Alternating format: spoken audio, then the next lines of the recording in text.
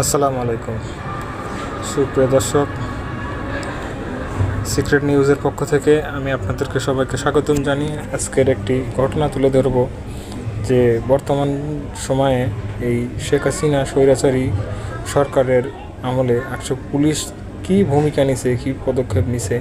তার একজন স্বৈরাচারী পুলিশ হলে বিপ্লব কুমার দাস।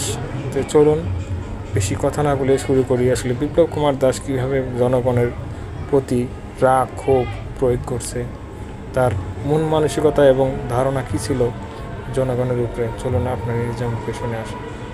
বর্তমান যে গণতান্ত্রিক সরকারের যে সরকার পতন ঘটাবে, ঢাকা মেট্রোপলিটন পুলিশের একজন সদস্য জীবিত থাকতেও এই স্বাধীনতা বিরোধীদেরকে বিন্দু মাত্র স্পেস আমরা দিব না, তাদেরকে কোনোভাবেই স্পেয়ার আমরা করবো না। পুলিশের হাত থেকে রেহাই পাবে না।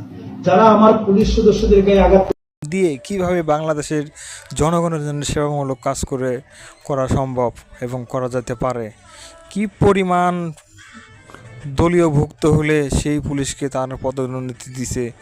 এই জন্যেই তো আমরা জনগণ এত কষ্ট ভোগ করছি। আমরা পুলিশ কত খারাপ, আসলে পুলিশ যে কত খারাপ সেটা আপনারা দেখলেন। ইতিহাস পুলিশকে কখনোই জনগণের বন্ধু হিসেবে গড়ে তোলা হয় নাই। আমাদের জন্মের পর থেকে আমাদেরকে সৃষ্টি করা হয়েছিল খাজনা আদায় করার জন্য। মানুষের মাথায় বাড়ি দিয়ে, পিঠে আঘাত করে, খাজনা আদায় করে রাজকোষে জমা দেওয়ার জন্য। এটি ছিল আমাদের কাজ। আমাদেরকে তো জনগণের সাথে ভালো ব্যবহার করে জনগণের জন্য কাজ করার জন্য তো আমাদের জন্ম দেওয়া হয় নাই।